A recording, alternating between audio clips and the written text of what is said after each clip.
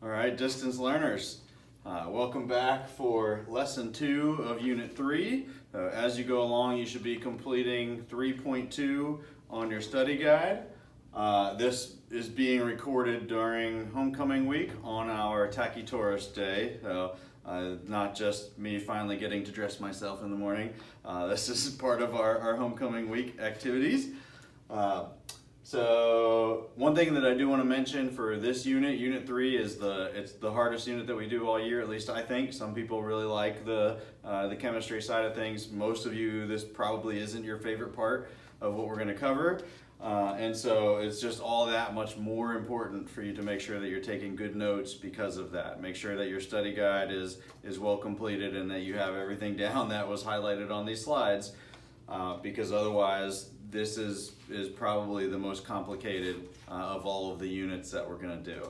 All right, so for this unit, we're talking, continuing the idea of the properties of water, and so we're talking about heat and density as they relate to water. So for the first question, it says, what is the difference between heat and temperature? We are basically just going to define the two. So we've got it here. Temperature reflects the average kinetic energy of the particles within a substance. So the faster the particles are moving, the higher the temperature is going to be. Temperature can be measured a couple of different ways depending on where you live. Most of the world uses Celsius, and then here in America we've got Fahrenheit, and then Kelvin is one of the options as well. And then heat is the total kinetic energy of all of the particles in a substance. Go ahead and write that down, but if that doesn't make sense yet, the difference between the two, if it doesn't quite make sense, hopefully it will with the example that we're going to use on the next slide.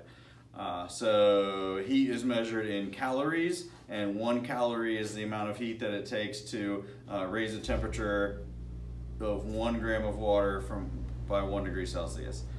You don't need to have any of that down. I just want to mention it. So here's our example. Hopefully this will kind of help you explain that difference between heat and temperature. So if we're going to compare a cup of hot coffee to the Atlantic Ocean, the cup of coffee has a much higher temperature, right? Like almost burn your mouth kind of temperature, but the ocean has more heat.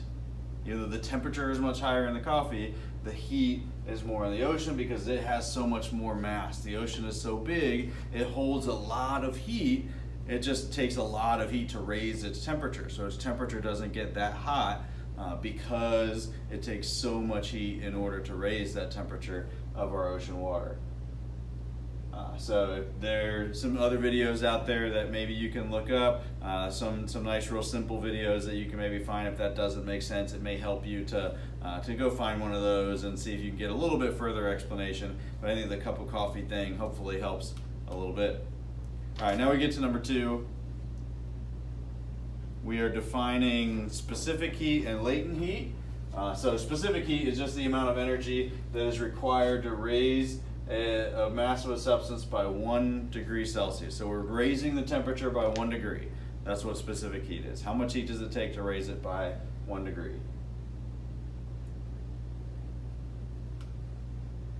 Latent heat is the amount of heat that is required to melt a substance. So once a substance is in its frozen state, then how much heat does it take to start that melting process? So water has a very high latent heat compared to other substances, and that's going to turn out to be very important. So heat capacity is the amount of heat that is needed to raise a substance's temperature by a given amount. Typically it's that same 1 degree Celsius. That tends to be the standard that gets used. But heat capacity is the amount of heat needed to raise a substance temperature. Water has one of the highest heat capacities of any substance, and we're going to answer why in just a minute. We've got 1 or 2 slides to get through first before we answer the second part of that question for number 3. So what makes water's heat capacity so high? You don't have to write this down, but it's the hydrogen bonds that help it to absorb that heat. Those bonds make it harder to excite the water molecules and to make them move. And that movement, that energy is what creates the heat. So this is just a kind of a little example if you can see it. Just kind of question sand versus water. What has a higher heat capacity? What can hold more heat? The water can hold 5 times as much heat as sand, which means that the sand is going to get hotter faster. The sand holds less heat, so it doesn't take as much heat to make the sand get hot. That's why you can go to the beach on a day when it's 85 degrees, and if you go in the middle of the day, at that point the sand is going to be very hot and like burn your feet kind of hot, but the water itself may actually be chilly. It's the same sun shining down on both, but the water absorbs much more of that heat. It has a much higher heat capacity or ability to absorb that heat than the sand does. It absorbs it very quickly and it gets hot very quickly.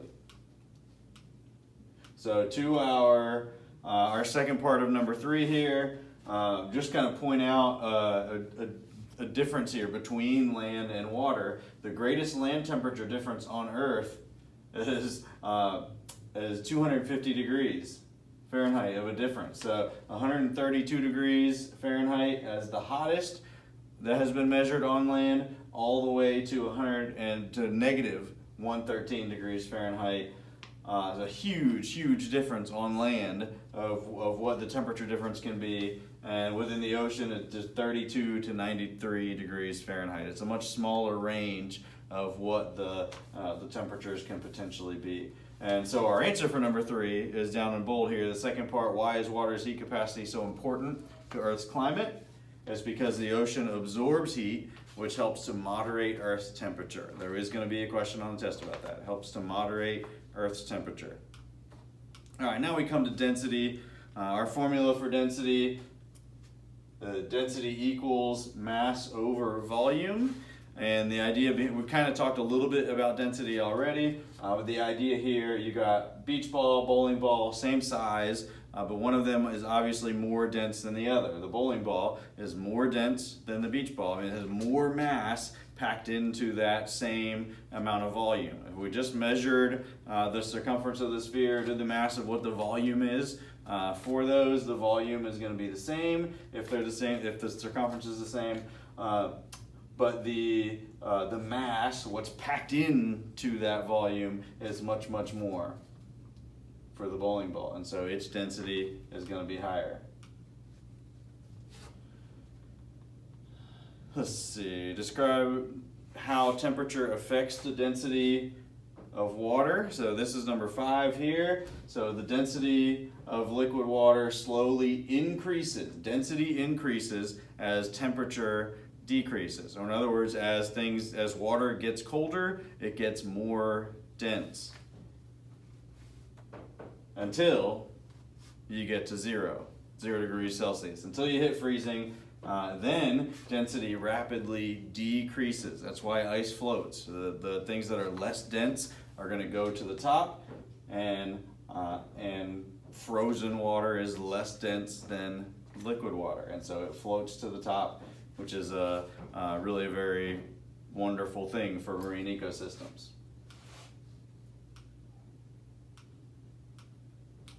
All right, so ocean water is 2 to 3% more dense than fresh water. We got a question number 6 on here. Why? Why is ocean water more dense than fresh water? Anybody want to take a guess?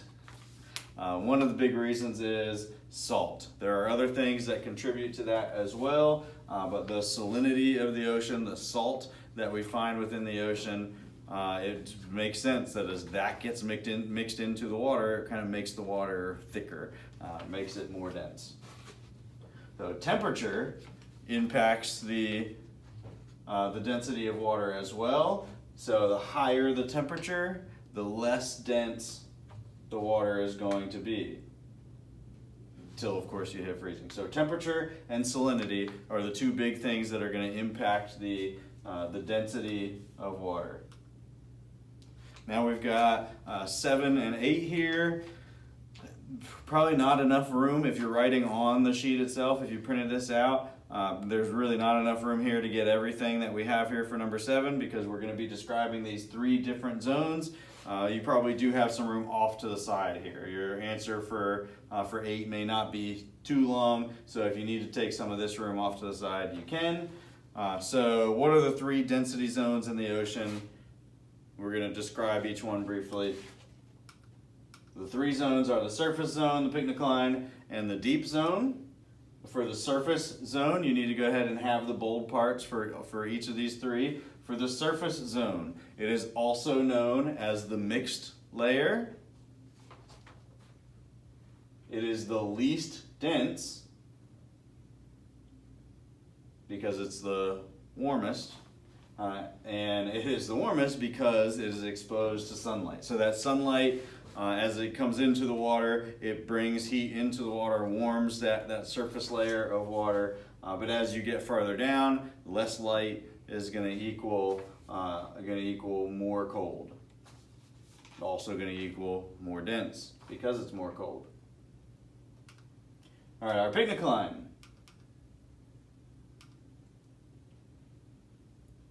So density increases with depth. As you get deeper and deeper, your density is getting more and more, primarily because of temperature. As you get deeper down, the temperature is going to be decreasing. And so that pycnocline, it's that middle zone. With the surface zone there, that mixed layer, that's going to be a bit warmer and the least dense. And then the pycnocline, about 18% of Earth's ocean by volume.